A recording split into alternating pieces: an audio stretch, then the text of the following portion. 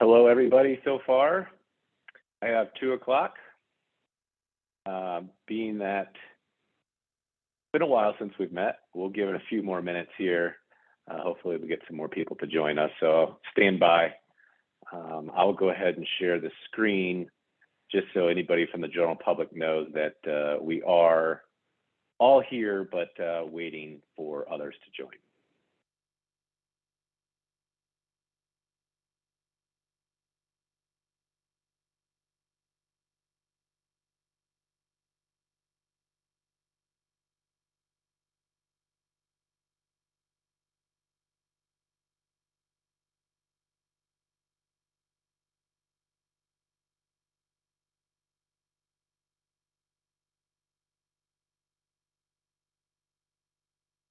And Kevin, I'm not sure if Denver will want to address any items in the first couple minutes, but we don't see any Denver folks on the call yet to ask, but we just might want to check with them before we jump in. Will do.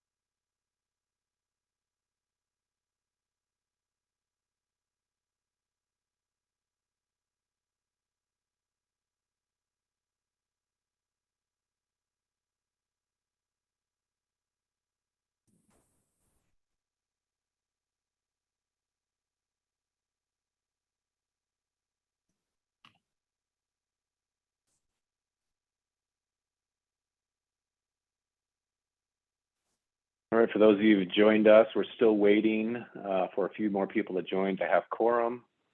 So hold tight until we get a few more people to join us, and then we'll get started.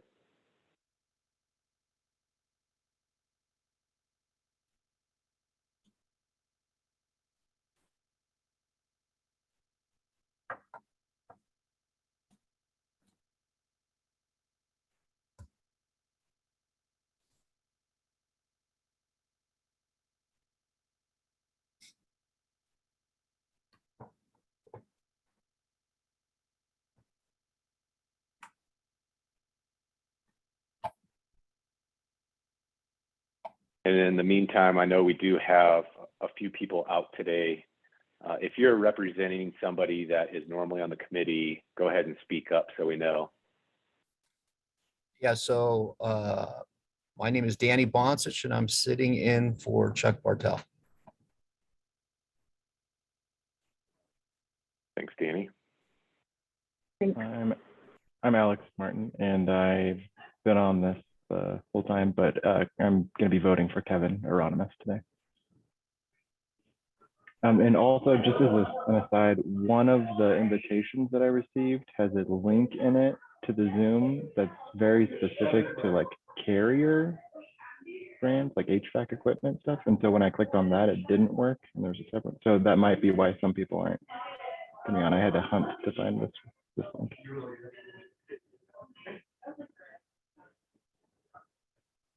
Okay, thanks for that feedback, Alex. Okay, so we got a few more people that probably need to join here, but we're starting to get to the numbers that we need. So I'll start with how the meeting is being ran, since it's been a while since we all met, and for anybody from the general public that's not familiar with that, and hopefully we got a few more people to join while we're going through that. So we want to simulate as much as possible that we're in a room together. So we ask that you keep your cameras on, turn your cameras on, keep them on throughout the meeting. If you have to attend to some business, go ahead and turn your camera off and do so. But please mute unless you're speaking. Today we have a note taker. Erica will be our note taker. And then we'll have subject matter experts, John and Robbie. I don't know if they're on yet, but they'll be our subject matter experts to help us with some things if we need that. We will have about a 5 or 10 minute break halfway through just so anybody can do what they need to do, answer emails, go to the restroom, grab a drink, grab some snacks or whatever. And we're going to be following Robert's Rules of Orders. And Robert's Rules of Orders are as follows. The proposal is introduced by the moderator, which is myself. We will ask the proponent to give us an introduction to the proposal. From there, we will ask the general public if anybody wants to speak in support of the proposal. They'll have 2 minutes to speak on that. After everybody has spoken, we will ask if anybody from the general public wants to speak in opposition of that proposal. They will also have 2 minutes to do so. From there, we go to the committee, and that will be your time to ask questions. After all the committee's questions have been asked, we will go back to the general public for any rebuttals of support, which will have 1 minute, any rebuttals in opposition, which will be 1 minute. Then we go back to the committee for further discussion. If there's any modifications, if anybody wants to call a vote, any further discussion, and then we will go from there. So with that being said, let's see, I will, before I call on Erica to give us a count on numbers, I would like everybody to raise their hand via the Zoom platform, because that's how we communicate with each other. I want to make sure everybody can do that. General public, feel free to do that too, because that's how you're going to be acknowledged. So feel free, everybody, to raise their hand. Good, it looks like everybody has been able to do that. Go ahead and lower your hands. And I think we're good with that. But before we get started, I do want to turn it over to the city to see if they have anything to add. Since it's been a while, go ahead and take it over. It looks like, Eric, you're shaking your head there. Yeah, thank you very much, Kevin, and appreciate everyone reconvening. I'm happy to see your faces today, so thank you very much. This is the first of the final 4 formal IECC Green Code Energy Committee hearings. And as Kevin noted, we are following the formal rules, which are a little bit more strict than some of the supplemental hearings or the working groups that a number of us have been involved with over the past, say, 7 or 8 weeks.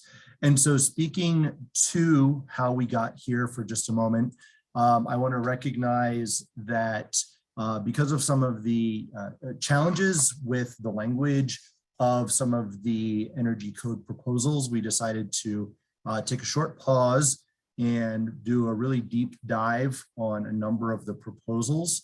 In the most impactful proposals we'll be hearing, actually not today specifically, although these are certainly relevant and important, but in the final 3 hearings, we'll be hearing the most impactful proposals that the working groups were established for, and for which additional research and subject matter expertise was solicited.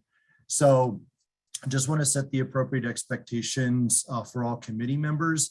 Again, this hearing and then the final 3 will be the last hearings that we have, and then we will move forward to final code language. The idea is to, with committee majority support, advance the proposals into code language, if the committee is supportive of doing so, within a reasonable time frame. And I want to emphasize today, and I'll mention it again in the future, we will not be extending the code process after the end of the last hearing. To that end, for the experts that have joined us, I want to say thank you.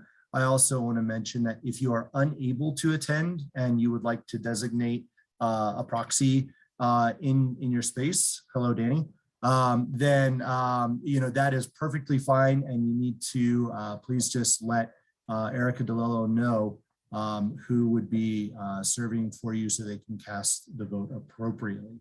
So with that, I'd like to go ahead and turn it over to Courtney Anderson with Kaiser, if she's got any additional comments for today's hearing or for any of the final 3.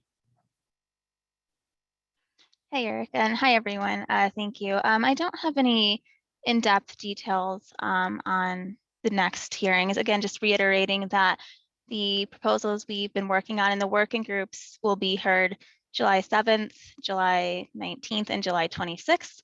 And we'll be sending out drafts shortly. You should be getting an email from us hopefully tomorrow on some of those working group proposals we've been really getting in depth on. So I want to thank everybody that's participated in that. And I think we can get moving on this one. Thanks. Thank you.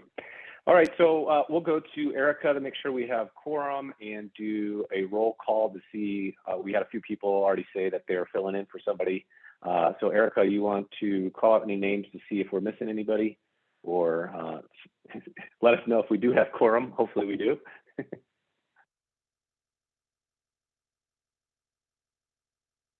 Sorry, hold on 1 second here. I'm just trying to help out Aaron to join. So we are not at quorum currently. We have 13 and we need 16. I did want to check with Denver and see if the intent of Thomas Gleason, Katrina, and Mike Salisbury were intended to be voting members, or if they are listening in. They are listening in from Casser today, and Mike will be presenting part of the EV proposal.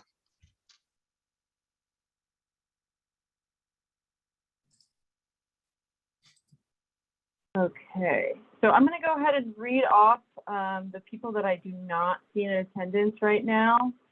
And if you are, please let me know. Yeah. All right, first one is Aaron Essling, Adam Lyons, Antonio Navarra, Bill Rictanis, Chris Parr, Chris Blake, Christy Collins, John Burns, John Dutch, Jeff Crow, Eric Rader, Mark Rodriguez, Nathan Kerr, Park, Paul Schaefer, Robert Pruitt, and Shanti Pless. Is anyone on the line that I called off?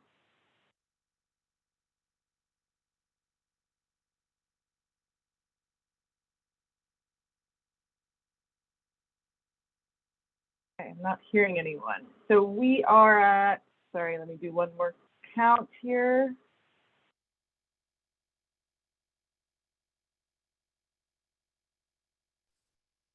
Eric, I see that Aaron has joined us, and I know that Christy Collins will be joining us shortly. Okay, that would put us at 14 committee members.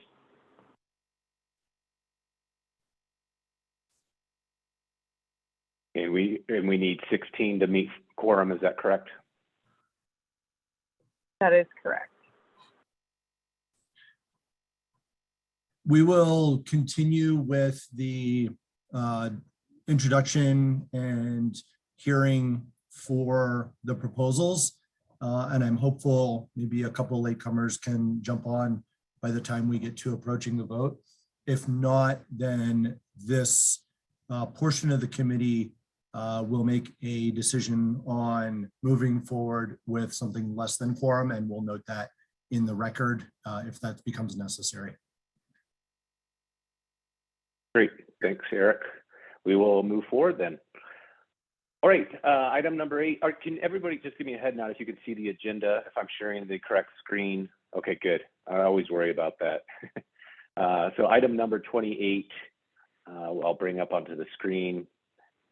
And Courtney, I don't know if you're going to give us an introduction or if NBI is going to give us a summary on this, but go right ahead.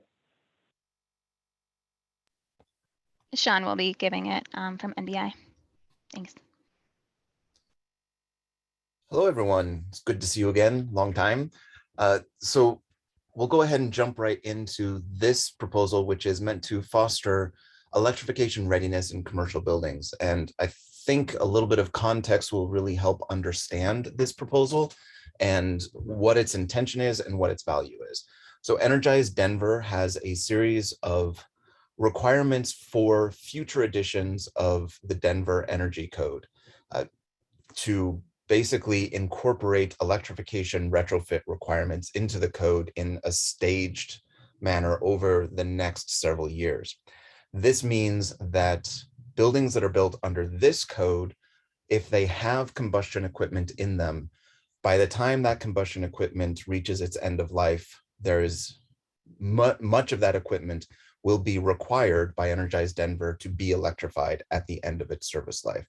So this proposal is intended to set those buildings up for success when that time comes, because they will need the electric infrastructure to support those electrification retrofits, and introducing that electric infrastructure during new construction when walls are open and trades are on site is far easier than trying to retrofit in the future, where the cost is higher because you have to disturb the building, and also it's more disruptive to the tenants, which creates a different kind of cost, not construction cost, but opportunity cost.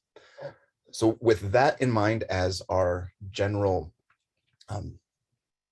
context, we can look at the proposal itself. And starting, it introduces a definition of commercial cooking appliances, because this becomes an important distinction between commercial cooking and residential cooking and how you would handle electrification readiness.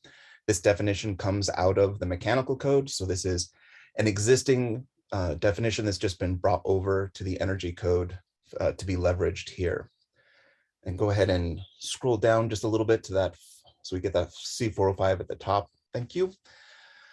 So it creates this new section C405.14, which is additional electric infrastructure. And it identifies specific fossil fuel appliances and equipment that will be subject to this. So it's not everything. It really is meant primarily around Energize Denver, but we do see a couple of additional things called out here. And so these are the equipment that would have to have the electric infrastructure that's identified below. So we have what you might think of as smaller water heating equipment. This would be smaller instantaneous water heaters, pretty much all storage water heaters. And then certain boilers, the smaller boilers that are often used for service water heating, not always, but they are the smaller ones as opposed to the larger ones for really high capacity service water heating. We have warm air furnaces, which is a category of furnace that is in the energy code. It's a category of heating equipment in the energy code. Fireplaces, ranges, and stoves that aren't considered commercial cooking appliances. And then we have actual commercial cooking appliances, and any appliances and equipment serving dwelling units or sleeping units. So these are the more residential scale equipment.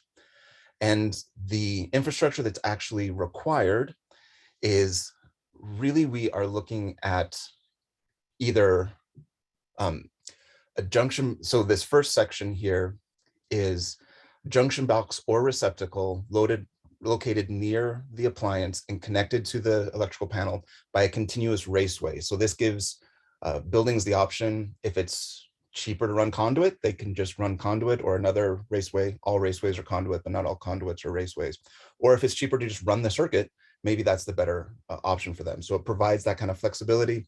And then we just have simple location and continuity and physical space in the panel, and then having the just having the labeling in place for that additional infrastructure. This will make it easier in the future to bring, if the branch circuit's not already there, to bring the wiring in place.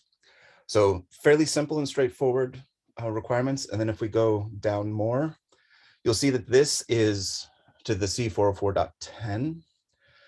You'll see that this is not located in C405. So this is not electrical infrastructure, but this is related to electrification readiness.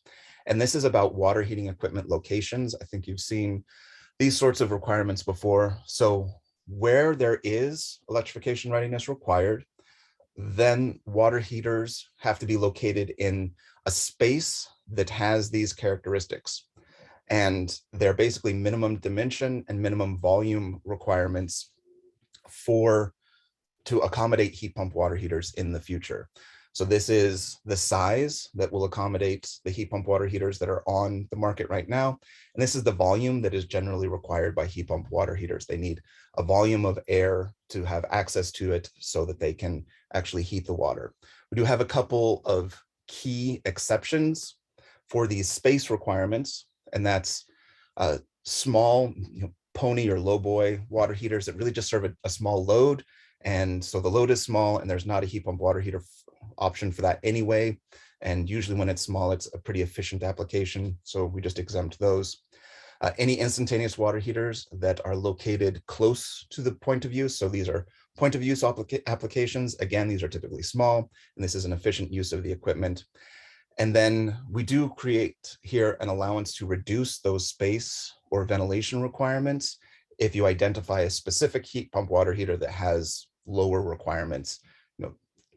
That this is just meant to add a little bit of flexibility. So I'm happy to answer any questions.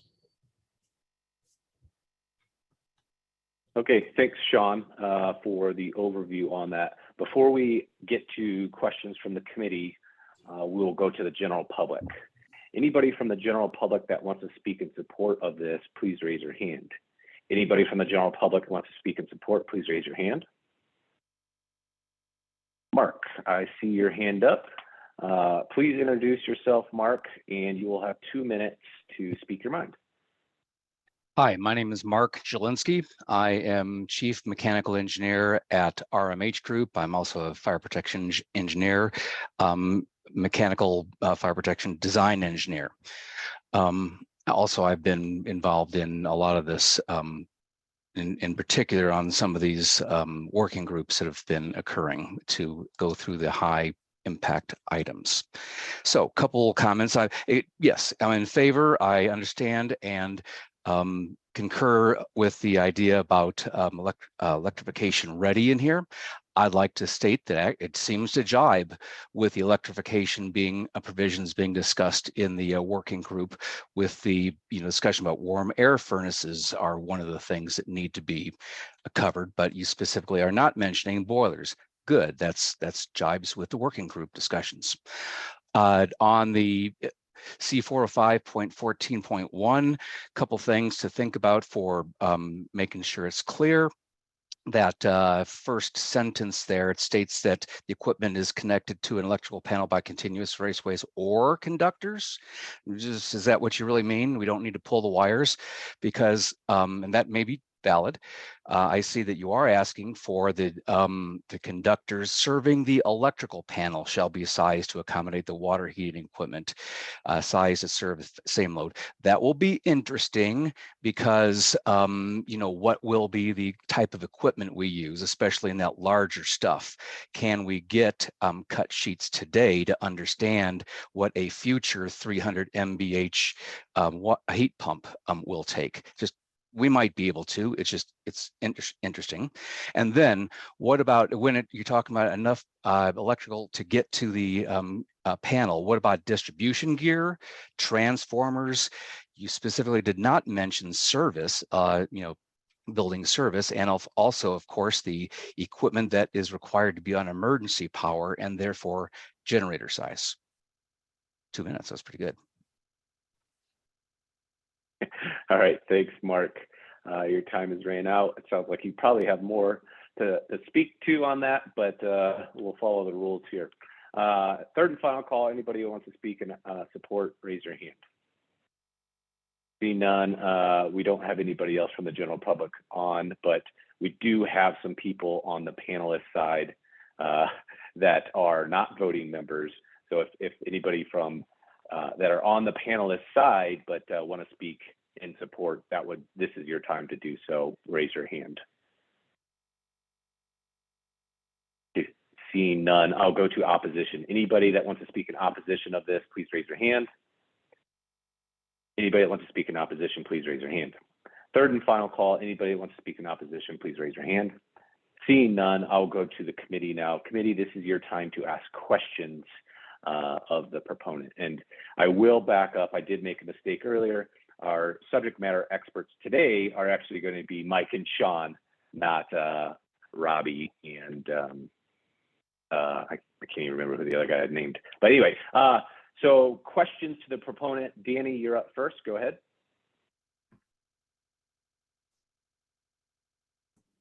Okay, so I am also in general agreement with the proposal. I just had concerns with item 4, commercial cooking appliances. It seems premature to me to include that in today's codes because we're not sure what commercial cooking appliances are going to look like, at least for the next 2 code cycles. I know other jurisdictions who are on board with electrification have exempted commercial cooking, and that's a distinct possibility for Denver as well. So that's my only comment is, are we sure we want to include commercial cooking when we're not even sure it's going to be part of the electrification from the foreseeable future? Okay, Sean, go ahead. Sure. So I think we should keep in mind that we do know what an all-electric commercial kitchen looks like right now. There are parts of the country where gas service is non-existent. So we do have all-electric commercial kitchens in America right now, particularly in the Southeast, where ground conditions make natural gas lines sometimes prohibitive. So I think from that, we can say, what an electric version of any gas commercial equipment is going to look like.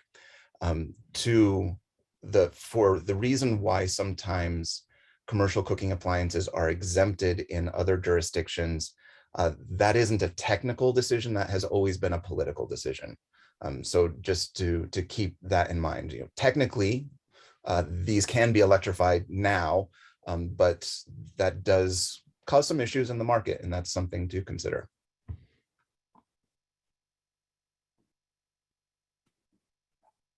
All right, next question from the committee comes from Chuck. Yes, so as we electrify buildings, one of the obvious concerns is that we could run into situations with very high peak loads.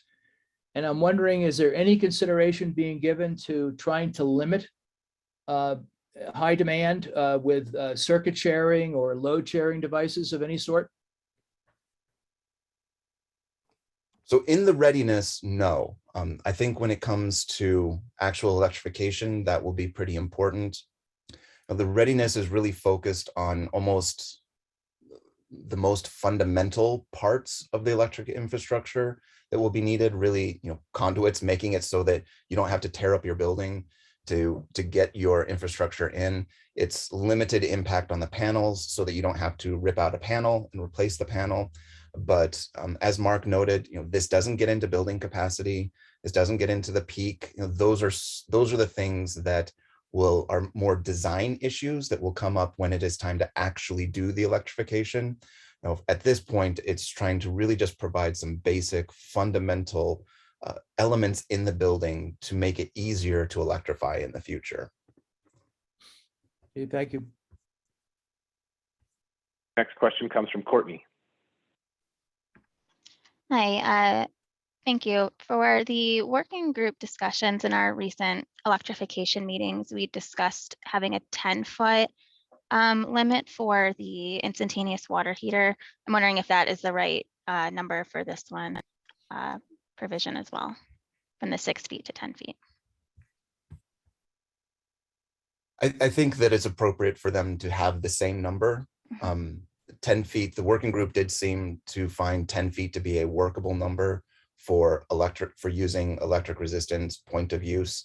It balanced needs of getting it close enough that you are truly talking about a point of use water heater, but giving you enough flexibility that you didn't necessarily have to put it within 6 feet, which triggers the GFCI requirements for water heating equipment, which the electrician union brought up, which is, I think, an important consideration. If you want to trigger that requirement by your design, that's fine, but forcing it to be in a place that triggers that might not be the best thing.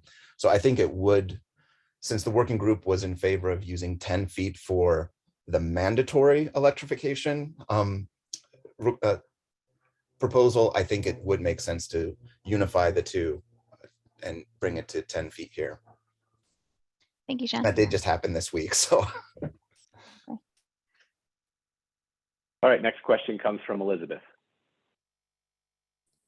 Yeah, hey everybody. No, I'm in favor of this as well. I mean, this is how we'd be advising our clients. So you know, to design to the Energized Denver ordinance. So I think it makes a lot of sense. I do see you know, a handful of potential compliance or building department challenges in I guess reviewing the part, if you can scroll up just a smidge to the electric infrastructure for some items that, you know, we haven't really defined.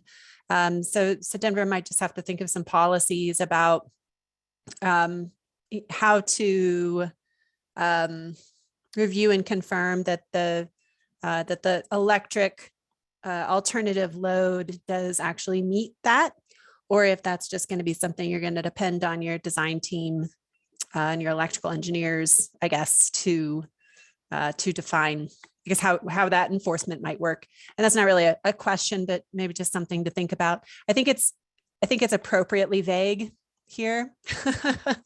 And actually the part that I'm kind of looking at is the let's see, where is it? Sorry. The equivalent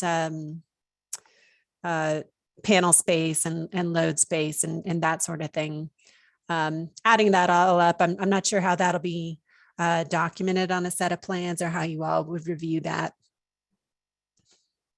I still think this is the right thing to do, but I don't know if you all need any extra language there to make that easier from a code enforcement point of view.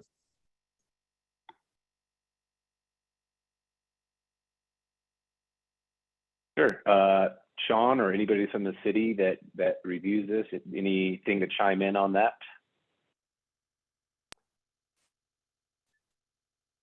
I would defer to how the city wants to see that substantiation. I think when you look at it, and if this is something that I have to show, then I do size an electric water heating plant of one sort or another for the same load, and then figure out what the capacity it requires. And then I add that to the bus bar rating of the panel. So I think that it's a show your work type of documentation. And that will be probably what the city will need to be going through. And just to add on to that, I think I'm thinking of sort of the more unusual equipment, like commercial cooking, because that can be kind of all over the map, and capacities will be a little different for electric versus gas, just because how they operate differently. And maybe this is something that goes in a policy rather than in a code, but just something to consider how you all want to see that on plan, so it's easy for you to review.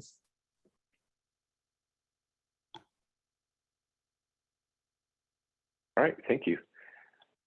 Next up is Jamie.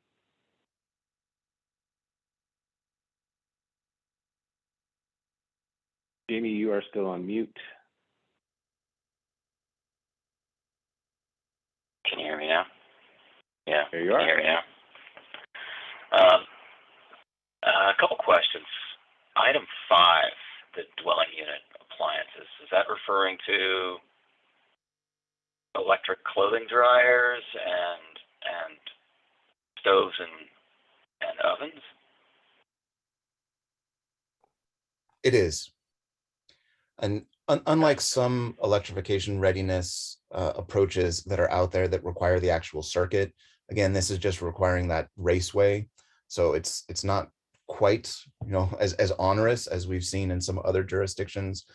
You would just have to provide the raceway to those locations. I think that gas drying and dwelling units is probably fairly uncommon. I mean, it might be, but I imagine gas stoves are probably far more common, as well as some gas heating equipment, space heating equipment, and maybe fireplaces. And then just below that, Sean, It looks like there's a numerical. There's a few things that don't have the correct numbering, but that one in the section below. But in item 1, which is repeated, the first item 1, it talks about water heating equipment. But if the whole section 405.14 includes non-water heating devices, what are you sizing that against? For a stove or for a dryer or other things? Yeah, that really should be for any of the equipment that's subject. So I think that might just be an oversight. And yeah, the numbering is Word betraying us, I think. Sometimes it doesn't like to number things properly. That's been happening for a quarter century. But yeah, I think if you don't want it to just be exclusively the water heating equipment, then you, I don't know, put in somehow the equivalent electric equipment size. That was all. Okay, thank you. Any other questions from the committee? Third and final call for questions from the committee. Seeing none, we'll go back to the general public. Anybody from the general public that wants to speak in rebuttal and support, please raise your hand. Anybody that wants to speak in rebuttal and support, please raise your hand. Mark, you will have 1 minute to do so. You are now allowed to speak, so go ahead. Thank you. I did not hear any specific discussion by the panel members regarding, where does this sized conductor stop? Is it just feeding the panel? Do we got to go back to the automatic transfer switch on a generator system? Do we need to go back to the main distribution panel? Do we need to go to, how far does this need to go? Or is it just the one circuit feeding a panel? Remember, there's multiple levels of electrical distribution in a decent sized commercial building. And it's not just, the service head to a panel to a circuit, branch circuit, like you might think in residential or multifamily. Mark brings up a good point. It is set, since this is a new concept to the code, we've tried to keep the requirements as constrained as possible to still be usable and to still be very clear for users who are encountering a new requirement. So it's limited to just the conductors from the panel. There can be, like Mark said, in many commercial buildings, the infrastructure could go on from there, up several more tiers. That is a certain possibility. But because we wanted to keep this as simple as possible and make as much progress in this code cycle as possible, we did just limit it to the conductors. Since it only says the conductors, that's all the design team would need to do. So, for those larger, more complex buildings, part of the assumption from discussions early on is that as you went further up the distribution system, that distribution system was more likely to be accessible. It's certainly no guarantee, but it is at least more likely. So it's a little less critical for controlling retrofit costs. But electrification sure does have that cascading set of impacts. Okay, thanks. So last call then for anybody from the general public that wants to have a rebuttal and support. Seeing none, there was nobody that spoke in opposition, so I won't ask for any rebuttals on that. So now we go back to the committee for any further discussions. If anybody wants to make a motion, whether that's a motion to modify, a motion to vote, anything of that nature, this is now your time to do so. First hand up I see is Ken. Thank you, Kevin.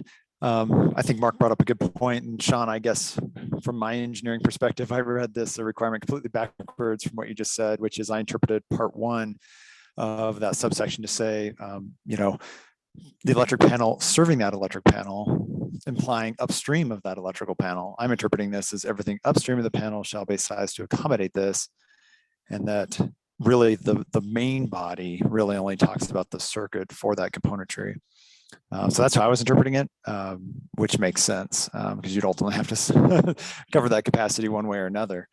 Otherwise, you run the risk of somebody putting something, connecting it up with not having the upstream capacity. And I could definitely see that happening, which is a pretty serious risk. If you provide it within 12 inches and have that circuit breaker, but haven't sized anything upstream, you could run into some issues.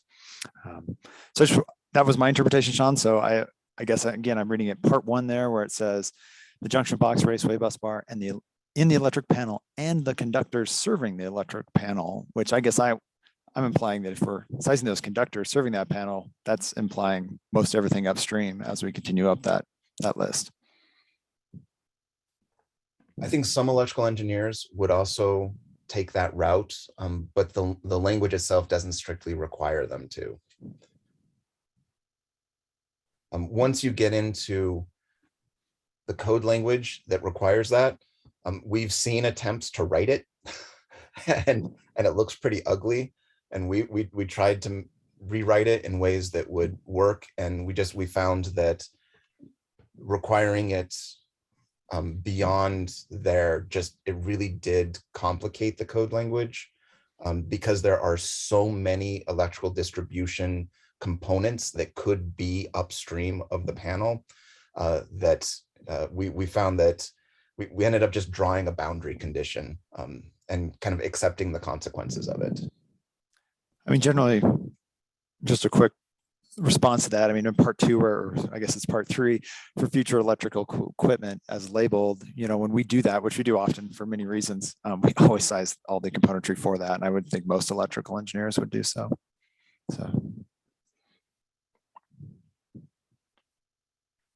Okay, thanks, Ken. Anybody else from the panel that has any comments? Anybody want to make a motion? This is your time.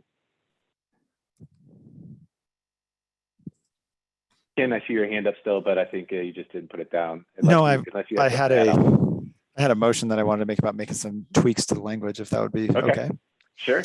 In the first paragraph there, where it says last sentence, connected to an electric panel by continuous raceways or conductors. Generally, conductors are in the raceway. I think we should take out conductors. I think when you go from the panel to this rough in, I think the raceway makes sense. I'd be hesitant to put the conductors in day 1 because it's hard to say 5 years down the road what exact conductors might be required for the componentry, but having the raceway there gives you the flexibility without the need to potentially throw away conductors if they're not required. So I don't think it's a big onus for them to add conductors at a later stage. So my proposal is to scratch out or conductors and just say continuous raceways. And then in addition to that, did I hit the right area? Yep. And then in part 1 below, where it says to accommodate electric water heating equipment, I would just take out water heating. So it just says to accommodate equipment. That was something I think Jamie brought up earlier. So it's just specific to all the equipment we're discussing. Yeah, and then I guess, yeah, that's it. Now in part 1, I left the word conductor in there because again, that is upstream of the panel in my interpretation. That's the reason I'm leaving conductors in that statement. Okay, thanks, Ken. Thank we will vote on that, but I do see another hand. Let's see if there's any other modifications so we can kind of just vote once if we need to, but I don't think that I'm degrading your motion here. So we will go to the next couple people to see what their motions are. Eric, go ahead. Thank you, Mr. Moderator. I want to acknowledge per Robert's rules that I believe we do not have quorum. That being said, I am asking the committee members that are present to continue to move forward with our process. If we follow explicitly Robert's rules, we would need to adjourn this meeting, at which point we would not be able to vote on or hear the other remaining proposals. So as such, I am recommending that we continue to move forward with the modifications and the votes on all items on the agenda. And I will ask Erica that you simply note the vote and that we didn't have quorum for the record. Thank you. Thank you, Eric. Next up, we have Courtney. Hi, thank you. Ken, I would like to know if you are okay with changing the instantaneous water heater to the 10 feet distance. Are you asking me as an engineer? Since it's your motion, I think I have to ask. Is that correct? Yeah, I guess I would allow that. I have an opinion as an engineer that I could certainly give. We've certainly deployed them in unique applications like that. So I like the flexibility of more distance. So I'm okay with that. Thank you. And I would also ask if Ken would be okay with Jamie's comment about renumbering the proposal. Yes. Maybe that can happen on the back end, but just want to make that clear that we need to do that. Yeah, we'll do that. We'll make sure that happens. We don't need to vote on that one. Okay, But thank you. you. Okay, no more hands are up, but there is a motion on the table to make 3 changes. Ken, do you have another change there? Yeah, just wanting this combo change, maybe a question for you, Sean. Back in the first paragraph, you guys said 12 inches, within 12 inches. And I was wondering if we give them a little bit more flexibility. I'd hate for someone to put it so close, and then when we put the electric equipment, we actually have to move it. So I'd almost rather have it say something like located within the same space. I imagine a mechanical room, some gas-fired water heaters along a wall. I'd like some flexibility there. Otherwise, it's highly likely within 12 inches that we will have to move it when we put the new equipment in place. So we're kind of wasting our effort by putting it that close. So there's a proposal working its way through ASHRAE 189 right now that uses the same space approach. And so as much as my opinion matters, I would be fine with that if that's the direction that the committee wants to go. It certainly does provide more flexibility, and I don't think it impacts the usability really all that much. An alternative way to write it would be within 12 inches of the fossil fuel appliances disconnect. Sometimes we mount those on the unit, but let's say you had the fossil fuels disconnect, 120 volt circuit, you could put this 3-phase or however voltage adjacent to it. But I'm good with same space. I think it gives us the flexibility we need. Okay, so that we'll put that into your motion there. Thank you. A couple more hands are up before. So just remember that we will ask for a second on this at some point, but let's see if there's anything else for the sake of time. Jamie, go ahead. I just had the same exact comments that Ken did, that 12 inches might work for an appliance, but for a water heater, something that's in a room, you want service clearances. So as long as we come up with the acceptable means of addressing that, I'm good. Okay, thank you. Elizabeth, you're up. Yeah, just on the same space type of comment. I think that makes a lot of sense, but I want to make sure that if you've got like a multifamily type of instance, that same space doesn't mean they're throwing in a receptacle across the room just because it's the same space for that gas stove. You know what I mean?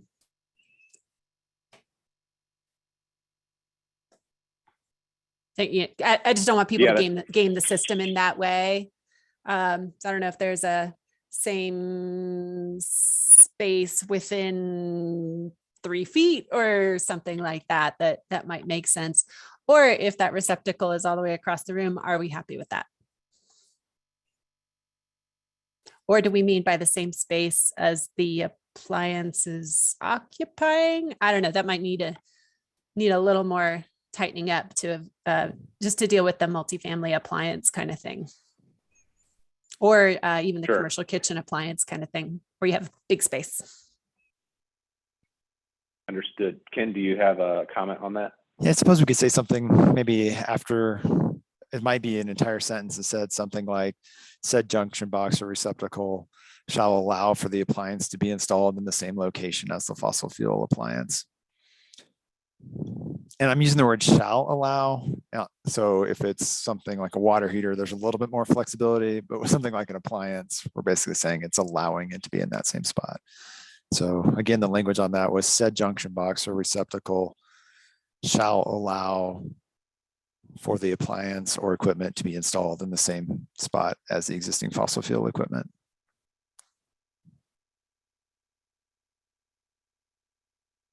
Okay, we'll see if I can capture that again. One more time, Ken. Said junction box or receptacle shall allow for the appliance or equipment to be installed within the same space as the fossil fuel appliance or equipment that it replaces.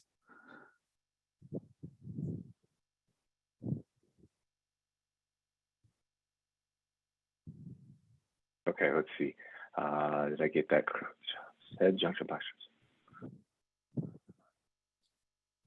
Okay, You did I just need capture the that word, correctly? yeah, after the word fossil fuel, you just need a appliance or equipment there as well. And hopefully that's enough flexibility. But I agree with you, Elizabeth. We don't want somebody who has a receptacle. I've covered it. Cool. Next up is Jamie. Did we get rid of the receptacle if we're not putting in the conductors? Is it just a J box? Good point. What's Agreed. there?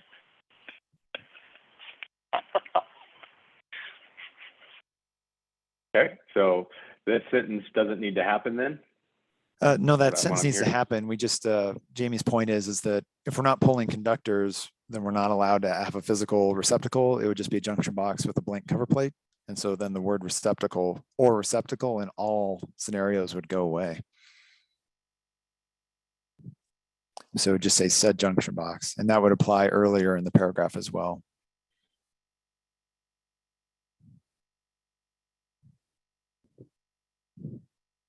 Okay, did I capture that? Yes. Okay. A lot of discussion there, which is good. There's a motion, just so you know, this is one motion. So there's a couple updates on there. We'll ask for a second if anybody wants to second this motion from Ken. Courtney, go ahead. I will second this motion from Ken. Okay. Any further discussion before I call a vote? Okay, seeing none, I will call a vote. There is a motion to modify, and the modifications are this kind of green color on the screen. We are slashing or receptacles. We are slashing the 12 inches and saying within the same space. We're slashing conductors. We're adding the sentence said junction box. We are slashing electric water heating in the first number 1 in 405.14.4, and we are changing in the exception number 2, 6 feet to 10 feet. So that is what you're voting on. If you're not comfortable on all of those, feel free to reject those, and we will vote those individually. But we will vote on all of them together for the first time. Before I call a vote, Erica, can you help me out on how many actual voting members we got so we know what we need to hit here and what's the threshold? We have 14 voting members, so we need 8 in favor in order to approve. Okay, or 8 in opposition. Either way you look at it. All right, I'm calling a vote. All those in favor of those modifications, please raise your hand.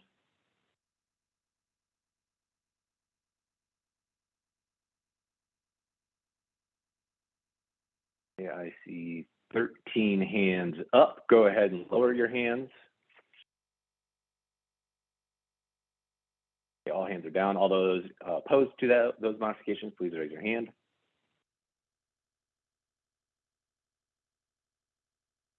And all those abstaining, please raise your hand. B1. Okay, go ahead and lower your hands. All right, so that motion passes for those modifications. It's your time. If anybody wants to make a motion to approve, to disapprove, to make further modifications, please do so. Or if you're not comfortable yet, feel free to have more discussion.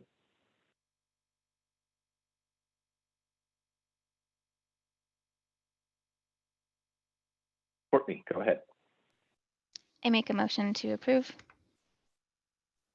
I'll second that. And Elizabeth seconds it. Great. Any further discussion? Seeing none, I will call a vote. All those in favor of approving as amended, please raise your hand.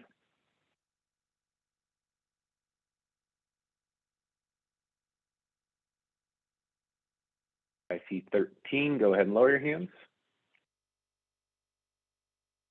All hands are down. All those opposed, please raise your hand. 1. Go ahead and lower your hands. And just for sanity check, all those abstaining, please raise your hand. 0. Okay, thank you. This does pass then. Do a little time check. We're still doing good on time. So what we'll do next is item number 63. I believe, Sean, you're probably going to introduce this one as well. Give us a summary. It's the same item, but for the residential side. So Sean, if you want to go ahead and do that, I'll work on pulling that up. Sure. So unlike the commercial proposal that we just saw, which is really being driven in large part, but not completely, by Energized Denver, single family homes, which are the primary building type under the residential code, are not subject to Energized Denver. However, we still want to foster electrification readiness in those homes, particularly in light of Denver's larger goals for Denver buildings. So this is similar in a lot of ways to the commercial provisions that we just saw. I think that some of the modifications that the committee just made for the commercial section are very relevant here, and I would suggest bringing them forward to this proposal as well. I do want to highlight some key differences though. And the first one is what equipment is actually subject to these requirements. The umbrella is cast larger in this because we're dealing with kind of a more restricted set of building types. And so instead of having, these are the ones included, it defines which ones are excluded. The first exclusion is if you have a heating system in a home that is served by a space cooling system. And the idea here being that, if you have that circuit out to that condenser unit on a pad next to the home, that you can replace that with a heat pump. And you don't need the circuit, to go where the heating appliance is. Right now, a lot of heat pumps are going in with strip heating, but with the growth of cold climate heat pumps, even in climates like Denver, that strip heating can be eliminated. So you can deliver power just to that compressor location. Increasingly now, and we think by the time this equipment fails and is ready to be replaced, certainly at that point. And then we do call out water heating equipment that serves multiple dwelling units. There are still some R3 and R4 occupancies left under the residential code that could include equipment like this. While the residential code applies mostly to single family at this point, since Denver has moved R2 over to the commercial code, it's not only. And so we want to make sure that any kind of central water heating system doesn't fall under this, because we still kind of recognize we don't always know what that electrification path is going to look like. Otherwise, the requirements are pretty much the same, very similar. And I'm happy to answer any questions. Oh, I'll note there's just a couple of little process things in here, making sure that this becomes a mandatory requirement, that it's referenced the right ways. Thanks, Sean. Before we go to the committee, we go to the general public. For anybody that wants to speak in support of this proposal, please raise your hand. Anybody from the general public that wants to speak in support, please raise your hand. And third and final call, anybody from the general public that wants to speak in support. Seeing none, I'll go to opposition. Anybody from the general public that wants to speak in opposition, please raise your hand. Anybody from the general public that wants to speak in opposition, please raise your hand. Third and final call, anybody from the general public wants to speak in opposition. Seeing none, we will go to the panelists now. Panelists, this is your time for questions of the proponent. And the first hand we have up is Jamie. Hi, Sean. I should have asked this on the last proposal as well, but can you tell me more about the two different physical space requirements and how they are overlaid? One is physical dimensions and the other is a cubic foot, which is certainly not related to the prior number one dimensional space. Right, so this gets to the two realities of bringing a heat pump water heater into a space. One is the physical dimensions. Heat pump water heaters are generally larger than their gas and electric resistance counterparts. So you need more just physical space for the physical equipment itself. And then the other part of that is the access to to air. We're just going to say air. It doesn't necessarily have to be warm, but it can't be really cold. And so the manufacturers dictate a kind of a minimum volume of air that it needs to have access to. And so that's what that second one gets at. The space has to be large enough for the equipment itself, and then it has to have access to a volume of air. Now, it can just be located in a space that has that volume of air, but that's not going to work for all designs. So that's why that grill allowance is made, so that it can be vented to a space that has that sufficient volume.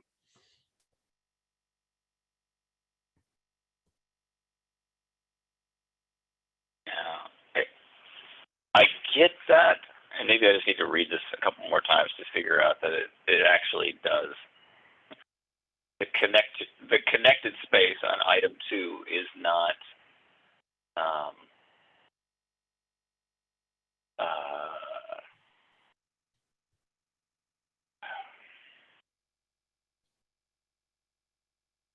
I almost wanted to read. I just want to. I almost want to reword it so that it's more clear that the item 2 physical connection isn't related to the dimensional volume of item 1, but maybe that's just me. If clarity is a concern, that number 2 could be divided into a 2.1 and 2.2. Where the first one is where it has to comply with one of the following. And the first one is, it's located in this volume. And the second one is its location is vented to a space that has these characteristics if there are concerns about clarity. There is always the issue I have found in code that, there's what the code means, but sometimes you have to go a little bit farther to just be a little bit, sometimes even excruciatingly clear about what it's supposed to mean. Okay, while we ponder that, the committee can ponder that as they hear some other questions coming through. Elizabeth, go ahead. I'll just echo Jamie's comment there. How you described it, Sean, is how I interpreted it, but I can now totally see how that could be interpreted differently. So if it's possible, just to, as you say, add some clarity to this one. And if it's not too late to add the same clarity to the previous one, I think that's a good idea. Again, I think the intent is the same if we're allowed to go just a half a step backwards. Okay, thanks. And I think that's acceptable. That's more of a admin type thing, making sure that it reads correctly in the code. I don't think we need to vote on that if that's what we want. But if we want to make those changes and vote on it for this one, that's fine. But that's more of a clerical thing in my mind, so we don't need to do that. But I'll let you all decide as a committee. Any other questions at this time on this proposal?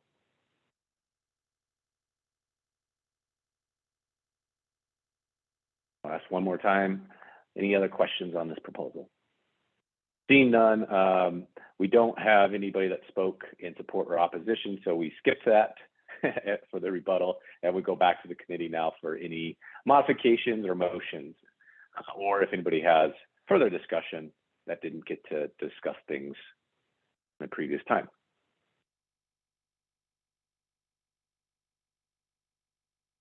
Ken, go ahead. Well, I'd like to make some of those similar changes that we made in the previous one there, Kevin. Pretty much all of those that we adopted as they're applicable. So I don't know if you have those handy on another screen that you could type them across. There is some unique language though on a few of those. That's slightly different, I guess, in this residential than the commercial.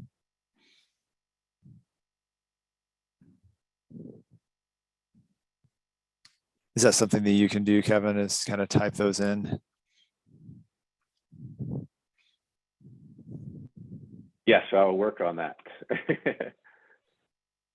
So are you making a motion, Ken, to modify to match the last one? Yes. And I imagine as you're typing these in, I think we're going to run into an issue on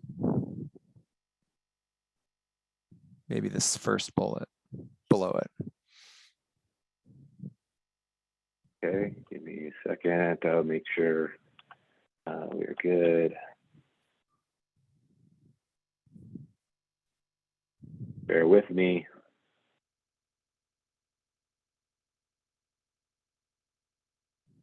Water heating, get rid of that.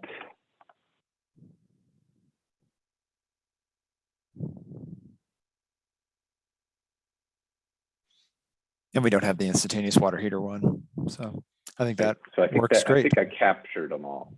Okay. Excellent. So Thank there's you. this is Ken's motion. All right, got it. Any other motions on that? Any other modifications? So we can vote all of them with all of them at once. We don't have to, but if you want to add to this any modifications, now's your time to do so. Okay, seeing none at the time, I will ask for a second. Is there a second to Ken's modifications, which are on the screen?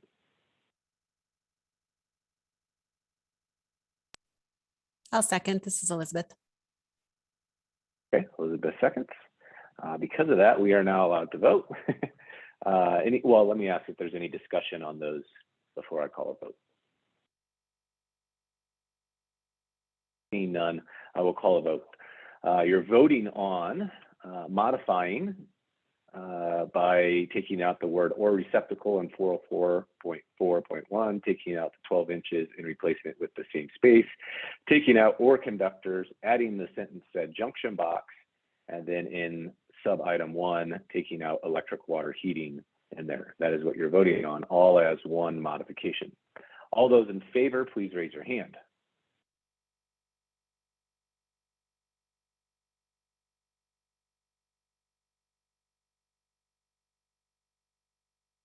The 14, unanimous.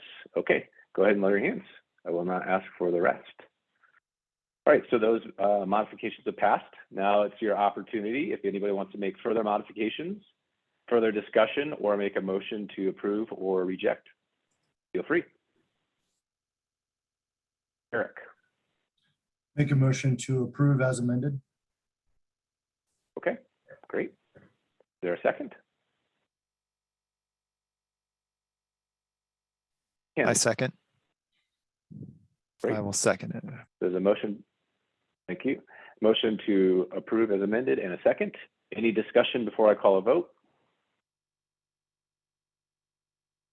Give you a minute to ponder a little bit more. It was a little quick there, which I'm okay with, but just make sure you all know that what you're voting on, you're comfortable with that. All right, I'll call a vote. All those in favor of approving as amended, please raise your hand.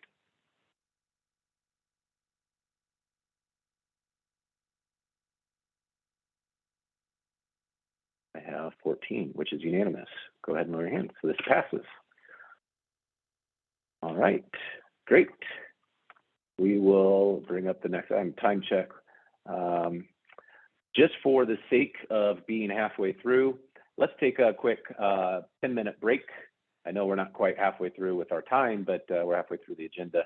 So take a 10-minute break. I think it's a good stopping point because the next one splits up a little bit. I'll put a timer on the screen with a countdown. Feel free to turn your cameras off, do your business, what you need to do, and we'll see you back in 10 minutes.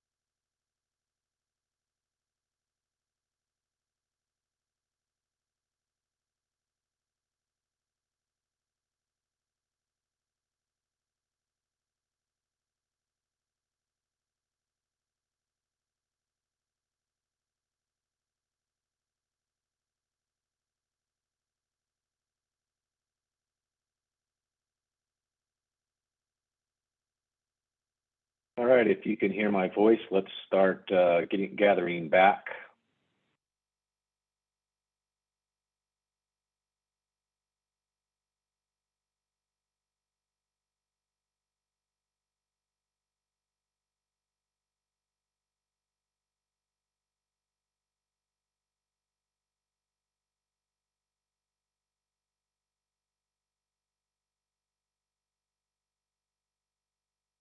All right, time has expired, so we'll continue on to the next item of business, which is item number 30, commercial EV. Mike, your name is on this one. I don't know if you're going to take over this one or if Sean is, but feel free to give us an introduction to this proposal. Sure, thanks, Kevin. I think Sean and I are going to tag team a little bit on this one, but just to introduce myself, my name is Mike Salisbury. I work in CASR on all things related to electrified mobility. So just as a quick introduction, this commercial amendment today, goal here is really try and provide kind of additional clarity and flexibility in the EV ready code provisions. We're really not pushing for anything really more aggressive as far as levels of EV readiness for new buildings. So just a couple quick pieces. I think really things I think are kind of the most critical and important about this. I think Sean's going to take a little more on the detail side. On the clarity piece, we have updated language and definitions so they align with national proposals, national level code language that's out there. I think Sean can speak more to this, but really trying to make sure that our proposal is, mirroring what other jurisdictions are doing across the country. And then really on the flexibility piece, we've done a number of things. We did get a lot of feedback. The original amendment passed in the last cycle. And one of those pieces of feedback was the high cost of the EV capable provisions in this for multifamily buildings.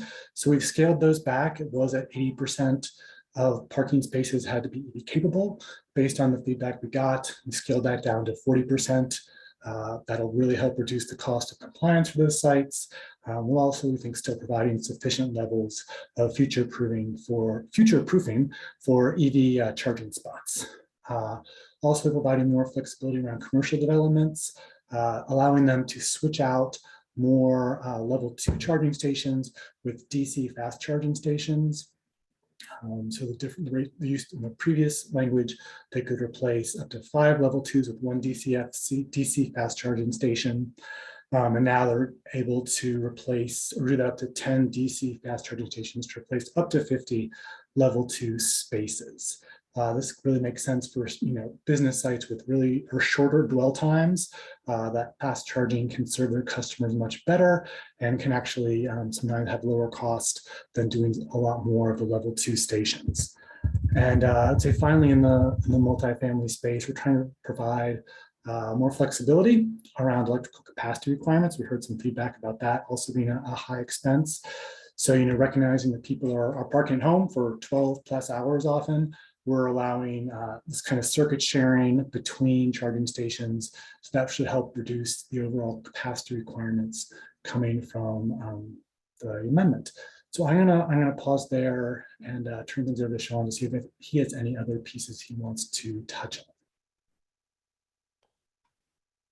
I think the overview that Mike gave is a really good general context for this. I did want to say a couple of things about what this is inspired by, because the structure of this is fairly different than how Denver was approaching its EV infrastructure before.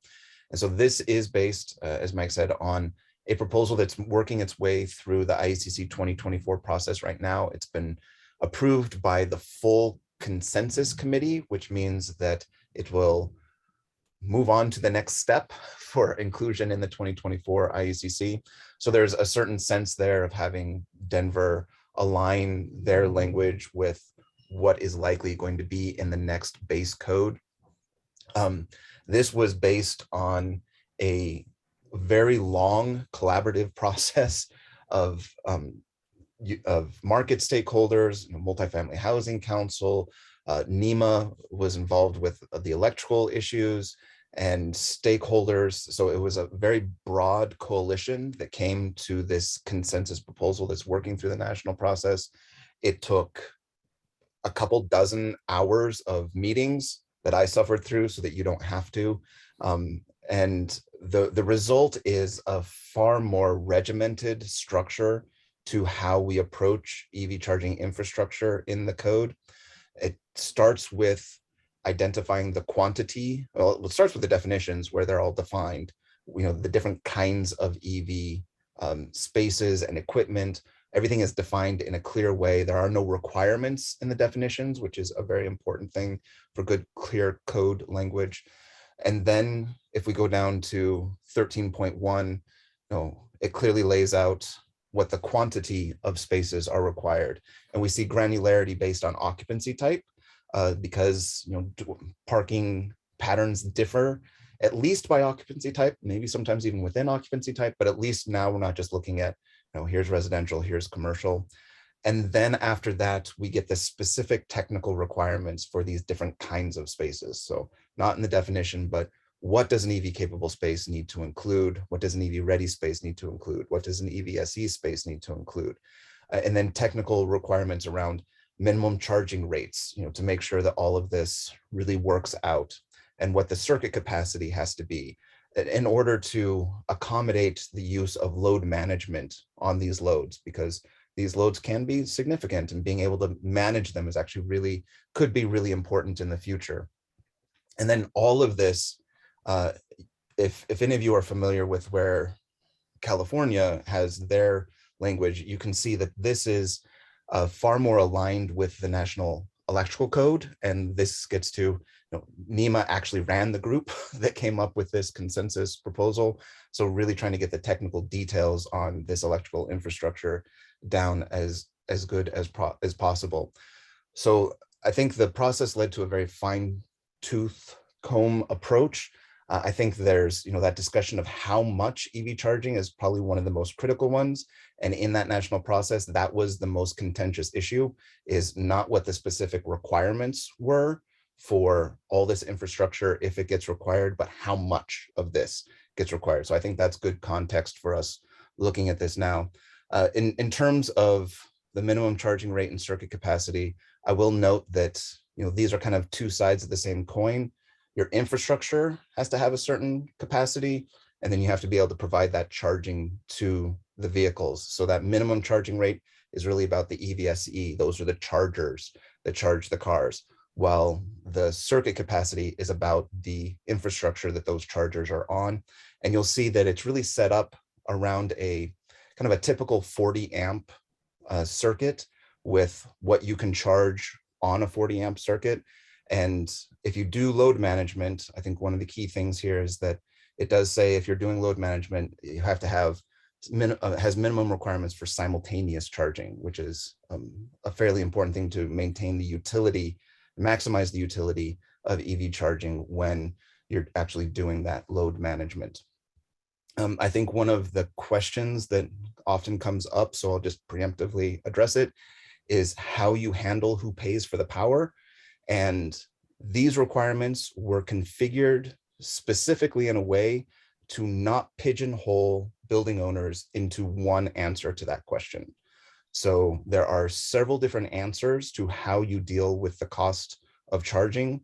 And anything from the building owner can just decide to offer it as an amenity, to they can partner with a third-party charging vendor who will come in and do almost everything, all the charging equipment for them.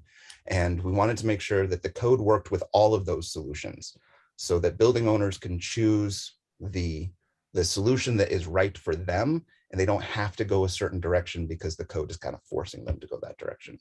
So I'm happy to answer any other questions. Since there's a lot here, I can see them being some technical questions on this. Cool. Thanks to both Mike and Sean for giving us an overview of this proposal. Before we go to the question period, we'll go to the general public. Anybody from the general public that wants to speak in support of this proposal, please raise your hand. I do see a hand up. Mark, you will have 2 minutes to speak. Go ahead and do so. Great, thank you. Mark Zielinski, RMH Group. I have also been following this as it's been going through, various areas, and yeah, you're right. I think this does follow some of that national stuff I've been seeing. Things that could be better, although I respect the work that's been going on in the national level. Capable spaces, new spaces that shall be based on the total number of automobile spaces. New spaces only, I think that's what you mean. You might want to say that. Required spaces only. What about if the owners volunteering additional spaces, or if a smaller number of spaces was negotiated in zoning. In the context of flexibility, consider allowing for concentrated EV spaces to make it less burdensome to the owner to put them all in one place, and provide a perk for the EV users, assuming that one place is closer to the building. This is in context of each facility shall be calculated independently. Make it clear how C406 is particularly for Denver, make it clear how C406 bonus points would be calculated when, with this as the baseline. And then they did a really, and you've incorporated this, done a good job of trying to address multiple occupancies, but there's still a lot of variety and visitor types and visitor links in these. Churches fall into, A, B, E, M. Churches are in there with 1 hour per week of a full parking lot versus, an engineer's office, which is full most of the week, 40 hours a week. Thank you. Thank you, Mark. Anybody else from the general public that wants to speak in support, please raise your hand. Third and final call, anybody from the general public that wants to speak in support, please raise your hand. Seeing none, we'll go to opposition. Anybody from the general public that wants to speak in opposition of this proposal, please raise your hand. Anybody that wants to speak in opposition, please raise your hand. Third and final call, anybody that wants to speak in opposition, please raise your hand. Seeing none, we will go back to the committee now. Committee, this is your time to ask questions of the proponent. If you have any questions, please raise your hand. First hand up is Alan. Go ahead. Hi, Alan Yunong, commercial planner of UC kind of Denver. I have a few questions, and so if no one's going to queue up behind me, I think I'd like to ask, and then maybe that people, have Sean and Mike, respond to it. First, I want to say I think this is a good move to try to clarify what we currently have in the Denver amendments. We get a lot of questions on the current requirements, and so anything to really hone in and really have a better explanation of what's required, it's much appreciated. So I'm glad the national level is pushing towards this. But I do have a few questions, and my first is, did we have an amendment out in the IBC for Councilman Hines that really applies to the it's called the universal charging station, which is going to replace accessibility requirements.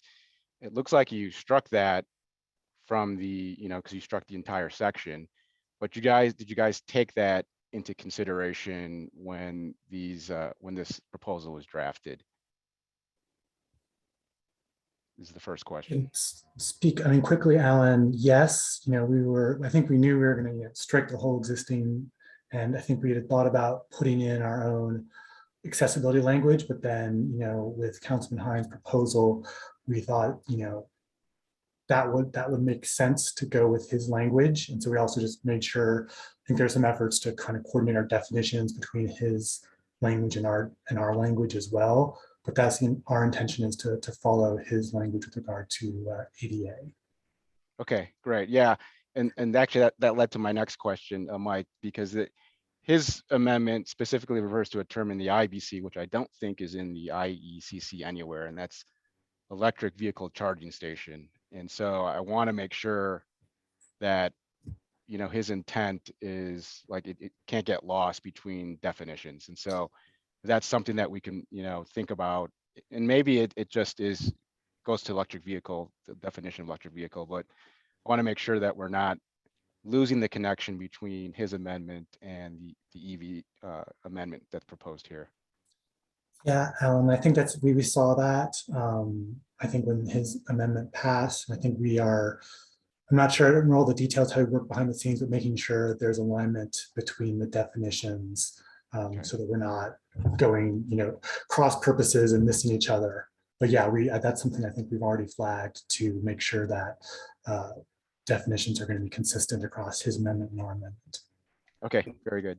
And I think on that one, there's, to give a little bit more detail. So the definition that's used in this proposal, those are the definitions that are in the National Electrical Code for all of this. The EV charging station, it's a little bit unfortunate that that term made it out into the wild. It was originally used for an EV charger without a parking space in California to distinguish it from a parking space with EV charging and just an EV charging station. When most people use it, they mean an EVSE. And so I think that worst case scenario would be to just add a definition here that says an EV charging station is an EVSE, so that there's no confusion. Ideally, we would just use the term that's in the electrical code everywhere. Okay, fair enough. I mean, it sounds like it's been thought about, so I don't think it's gonna get lost, but I just wanted to double check because I know that Councilman put a lot of work into that to get it approved, and if we were to lose any connection to it, it'd be unfortunate. Okay, next question. I don't want to hog the floor, so if I can pass it to Chuck after this question if you want, and then circle back, so you might have similar questions. But so the new section added C405.13, which has it's a requirement for new parking facilities. And the old amendment was for new construction and level 3 alterations. And so I'm wondering, is this less restrictive than what's currently there? And if it is, I guess that's okay, but is that the intent that we want to go to? So for an example, you could have, I have a question up right now where we have an existing campus that has a large amount of parking and a new building's going in, so new construction may trigger parking spaces under our old amendments. But to me, if they're not adding parking facilities, then perhaps there is no requirement for EV spaces, even though new buildings are being installed. So the way that this is configured now, it does only apply to new parking. And in the conversations, I think, that have involved Denver, but also more broadly than just Denver, there is a feeling that using level 3 alterations as a trigger can sometimes be problematic, because you can have a level 3 alteration that has nothing to do with your parking lot, and you can have a level 3 alteration that has nothing to do with your electrical service. And so if you use that as the trigger, you could be substantially increasing the scope of a level 3 alteration. And so just for kind of market acceptance, it kind of greases the skids to make this only apply to new parking, where you don't have asphalt down, where you're not talking about retrenching things and tearing things out in order to be able to comply with this requirement. I know there are other jurisdictions that are starting to think about how you begin to bring EV charging infrastructure requirements to existing buildings. But right now, those are still being developed. And so there aren't any of those in this proposal. Yeah, I don't think I'm opposed to removing the level 3 requirements. For the new construction, specifically for that project I mentioned, I haven't really vetted it yet. I need to look at it some more.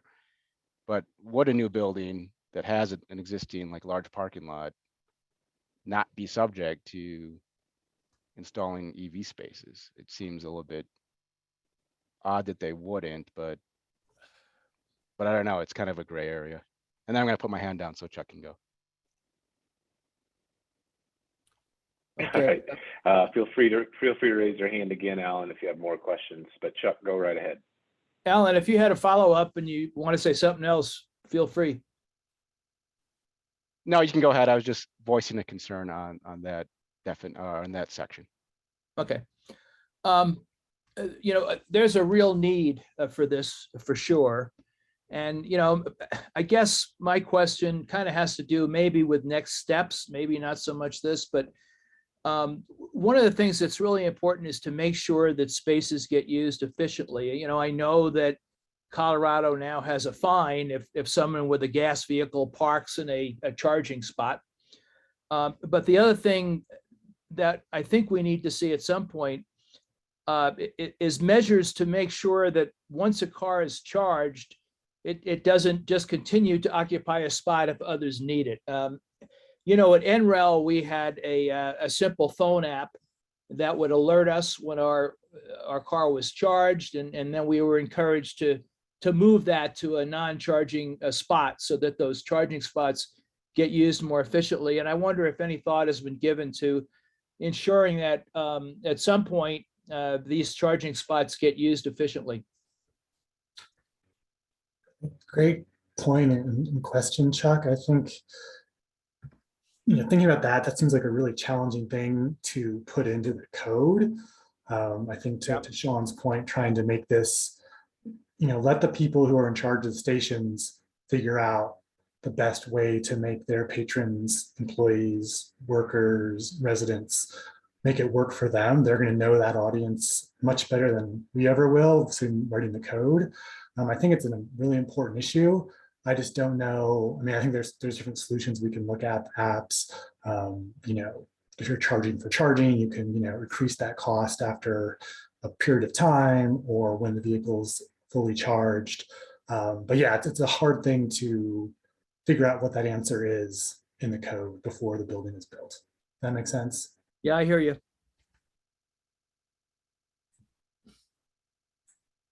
All right, next question, we go back to Alan. Let's keep firing away. Okay, I have a few more, but I just wanted to make sure I got to them. So I'm glad for the introduction, Mike. I was confused to the chart and the very numbers that we currently have in our amendments. And it looks like we're proposing to, in general, I think maybe the exception is R3 and group R3 and R4. We're looking to increase the amount of installed spaces and reduce the amount of ready spaces. And then for capable, looks like for A, B, E, and M and I, it's a little bit flat. There might be an increase for I. But then for group R1 and 2, to reduce it, I currently say remainder, which I've always found odd enforcing, to make all the spaces that aren't installed or ready capable. It looks like the push is to reduce that in half, basically to 40%. And if this is something that was talked, I'm sure vetted at the national level, I'm comfortable with it. But I just wanted to maybe get your take if that was the intent. So I think certainly that we did. You're correct. We shifted kind of from EV ready to more EVSE installed. I think we're seeing more consensus at the national level that the EV ready is great, but the EVSE install is much more useful. So we wanted to kind of shift a little bit more toward that. I kept we kept the kind of the total between EVSE installed and EV ready is the same. Mm-hmm. So that was kind of intentional to not have new capacity requirements come into play than what we have today. So, but I think there's a shift that EV ready is just being seen as a little not as useful as maybe we thought it was 3 years ago. It's better to either have capable or EVSE installed. So that's what I think led to that shift. I think with the EV capable and the R1 and R2, as I kind of mentioned, I think it's just really, again, that was causing a lot of heartburn and concern and people building such as the larger multifamily buildings. We kind of heard that and it's like, well, let's reduce this requirement. We don't know that we need all 100% today, and we didn't see as much. I think I want to say City of Boulder has a similar 40% level. I think that's their level. So it just seemed like it was kind of a more common sense, scaling back a little bit on requirements that maybe weren't doing as much good as we thought they were, and were causing a lot of kind of unintended cost to the buildings without the kind of benefit that we were, I think, envisioning when we did this 3 years ago. Yeah, I would agree with that assessment for group R1 or 2. I think to have 100% is a big burden on builders and designers. So I'm okay with that. The only other odd one was the 0% EV ready for group I, which I'm sure there's a justification for it, Mike, but do you have any feedback on why EV ready went to 0? It was previously 10%. And maybe it's the same reasoning, but I just would like to hear maybe some feedback on that. Yeah, I think there was mostly, looking at, what's in group I, we just felt it was not quite as important of a group, not important as a group, but like didn't require the same level of infrastructure we felt as the other commercial uses that are called out. So it just seemed to make sense. And it made sense to me to ratchet the group I requirement down. So we felt like it was just a use that was going to be less useful, less practical than the other ones. Yeah, the only one I might be concerned about might be like hospitals, people long-term staying, that often they'll just be parking there for a little bit longer than usual, and it might be an opportunity to them for, to charge the vehicles. I guess we're still providing 5%, and usually those facilities have a good amount of spaces, so the 5% is probably going to get you enough installed spaces. So that's probably okay. And then the last thing regarding tables, there's a table in the residential section that I think aligns with R3 and R4, and I don't know if that needs to be deleted from that. I didn't see it in the residential version of the EV spaces. It's R404.2.2 in our amendments that speak to groups R3 and R4. So that may be something to consider, that we may have to eliminate that table if this table is taking care of it, or is there a reference back from, I don't know how that, because that table is different. It just aligns with our current commercial code, but it's in the residential section for group R3 and R4. I think it's on page 579 of our amendments.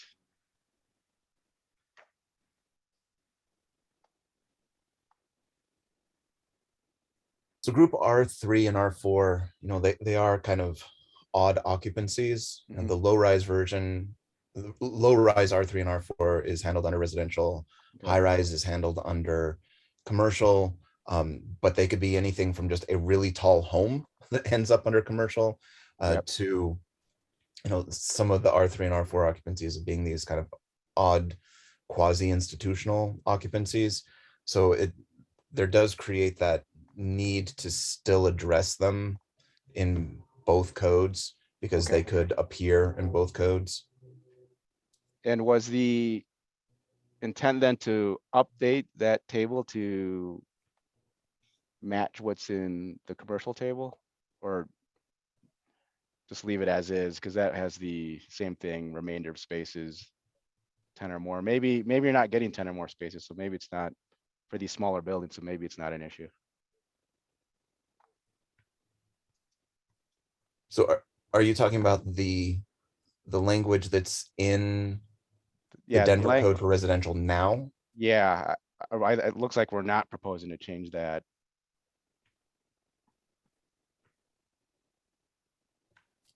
Which Mike, maybe that's fine. Maybe that's fine.